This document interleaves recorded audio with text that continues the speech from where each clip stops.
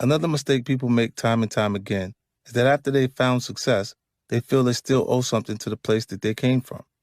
This is especially prevalent in the African American community. When a Black person from the hood reaches a certain level of success, they seem to feel obligated to maintain their roots. You don't see this nearly as much in other communities. If a Chinese immigrant works his ass off for years and builds a chain of his own stores, he'll probably move to a big house in the suburbs the first chance he gets. He won't feel like he owes anything to his fellow immigrants back in Chinatown. He'll do what they'd do if they came in the money too. Move to the biggest house in the safest neighborhood with the best schools they could. Same with the Mexican woman who grew up in the barrio. If she ends up, through her hard work and hustle, becoming a real estate magnate, she's probably not looking to stay in her old hood. Nope, she's getting a big house in a nice, safe neighborhood too, without any guilt. When the Irish, Italian, and Jewish immigrants started making money, the first thing they did was beat it out to the suburbs.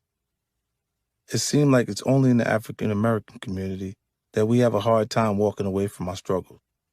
If we don't stay connected to that struggle, we'll somehow lose whatever it was that made us successful. I know that feeling very well.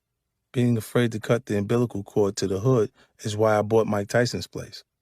But at least I had the sense to bring the hood to me instead of staying in the hood itself. I know a lot of people who've made that mistake, and some have paid the ultimate price for their unwillingness to walk away. A tragic example was my friend and mentor, Jam Master Jay, who was from Hollis, Queens. As a member of Run DMC, Jay personified the pinnacle of success in our neighborhood. He sold millions of records. He toured the world, rocking stages from Europe to Asia. As part of the first breakout hip-hop group, he was an inspiration to millions of Black kids in Queens and around the country. Once they hit the big time, the rest of Run DMC left Queens and never looked back.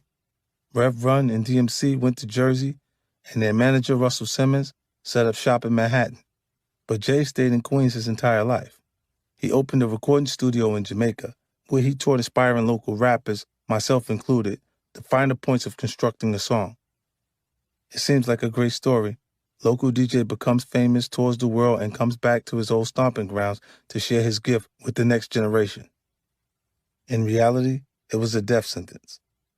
By staying in Queens, Jay never separated himself from the negative elements close to hip-hop, especially in our neighborhood. In Queens, the drug dealers were the first people to have real money. Hip-hop was a hobby, just something to do with your homies on the stoop or in the park. The cash was in selling drugs. Jay's generation was inspired by what the drug dealers had.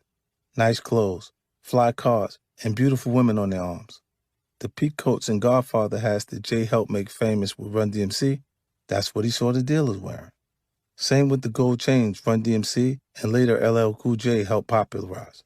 They represented drug dealer fashion before they became hip-hop. Today, the opposite is true.